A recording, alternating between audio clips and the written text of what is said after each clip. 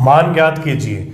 देखो ये summation sigma k बराबर है 1 से 11। हम क्या करेंगे, k का मान यहाँ 1 रखेंगे, फिर 2, फिर 3, 11 तक रखेंगे। 11 पद आएंगे, सभी को हमने जोड़ना है। तो इसका जो सॉल्यूशन है, पहले मैं इसको लिख देता हूँ। सिग्मा k बराबर 1 से 11, 2 + 3 की पावर k। तो मैं क्या करूँगा, पहले k का मान 1 रखूँगा, फिर k का मान 2 रखेंगे,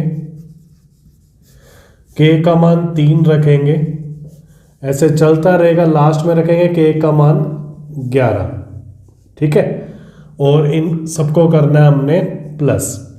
तो ये टोटल 11 ब्रैकेट आ गई। अब इन सबको हमने जोड़ना है। तो ये जो 2 है ना, ये 11 बार आ गया, तो 2 को 11 से गुना कर दिया। अगली ब्रैकेट में रह गया 3 की पावर 1, 3 की पावर 2, चलता रहेगा 3 की पावर 11। ये तो हो गया 22। अब ये बन गई गुणोत्तर श्रेणी। गुणोत्तर श्रेणी के n पदों का योग होता है a r की पावर n - 1 r - 1, जब r 1 से बड़ा है। ठीक है, तो यहाँ a तो है 3, r भी है 3, a2 बटा a1, और पद हमारे पास 1 2 3 11 तक है, तो 3 की पावर 11 - 1 बटे में 3 - 1, तो आ जाएगा 22 + 3, 3 की पावर 11 - 1 बटे 2। बस यहीं तक सोल्व करना है आपने। अब अगला देखो, एक गुणोत्तर श्रेणी के 3 पदों का योगफल ये दे रखा है, इसका गुणनफल भी दे रखा है। जब गुणनफल दे रखा है ना 3 पदों का, तो हम 3 पद मानेंगे। माना 3 पद, गुणोत्तर श्रेणी के 3 पद होते हैं a बटा r, a r। इसको r से गुना करते हैं, अगला पद आता है, फिर r से गुना करते हैं, अगला पद आता है। प्रश्नानुसार पहले इनका गुणनफल करते हैं। ऐसा इसलिए माना है क्योंकि जब गुना करते हैं ना, तो r और r कट जाता है, a का मान आ जाता है। देखो r गायब हो गया। ठीक है, a³ बराबर है 1, घनमूल लेंगे तो a का मान आ जाएगा 1। अब तीनों का योगफल, इसको यहीं आराम करने देते हैं एक बार। तीनों का योगफल, अब a बटे r, a r, ये है 39 बटे 10। a का मान रखते हैं 1 बटे r + 1 + r। अब हम क्या करेंगे, एक ही है कि इसका लघुत्तम ले लें। लघुत्तम आ रहा है r, या पूरी लाइन को r से गुना कर दें, जो आपको अच्छा लगता है वैसा कर लें। 1 + r + r², 39 बटे 10। अब तो तिरछा गुना ही इसका इलाज है, तो तिरछा गुना कर देते हैं। ठीक है, तो आ जाएगा 10 + 10r + 10r² बराबर है 39r। ये r इधर जाके गुना हो जाएगा।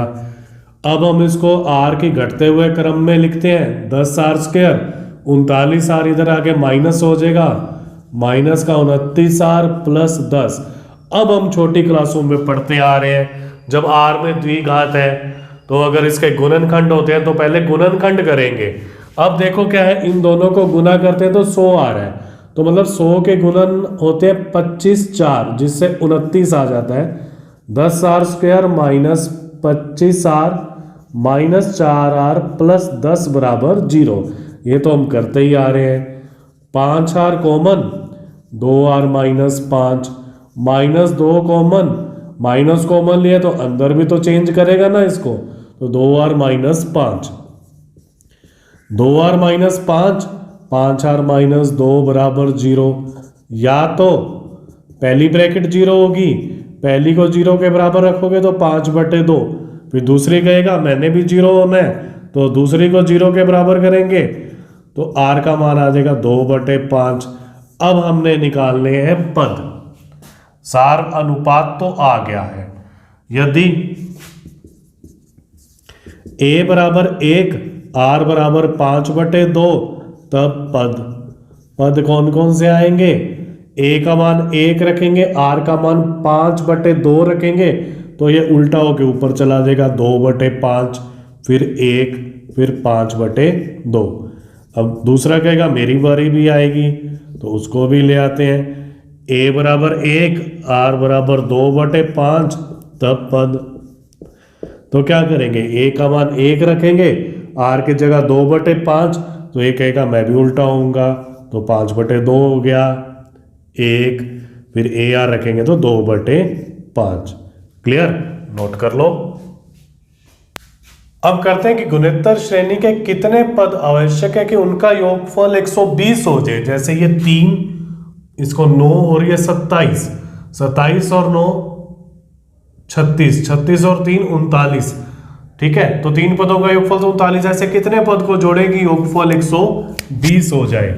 तो सॉल्यूशन के अंदर देखो क्या है, सबसे पहले मैं गुणोत्तर श्रेणी लिखता हूं। गुणोत्तर श्रेणी जो हमें दे रखी है 3, 3 स्क्वायर 3 की पावर 3। यहां प्रथम जो पद है वो 3 है, और r का मान भी देखो क्या आ जाएगा, 3 स्क्वायर बटा 3, 3 आ जाएगा। हम मान लेते हैं कि n पदों का योगफल 120 है, तो n का मान निकालना है। तो Sn का फॉर्मूला है a r की पावर n-1 बटे r-1। ये कब लगता है, जब r 1 से बड़ा है। ठीक है, अब मैं मान रखता हूं, a का मान तो है 3, r का मान भी है 3, बटे में 3 - 1 120। 3 - 1 कितना होगा, 2, 2 को उधर ले जाएंगे। ठीक है, वो 3 भी कहेगा मैं भी नीचे आऊंगा। ठीक है, 2 को उधर गुना किया तो 120 गुना 2, 3 को बटे में ले आए, ये दोनों कट गए। 40 को 2 से गुना किया 80। फिर 1 की बारी आएगी, 1 कहेगा मैंने भी उधर जाना है, तो 3 की पावर n क्या हो जाएगा, 81।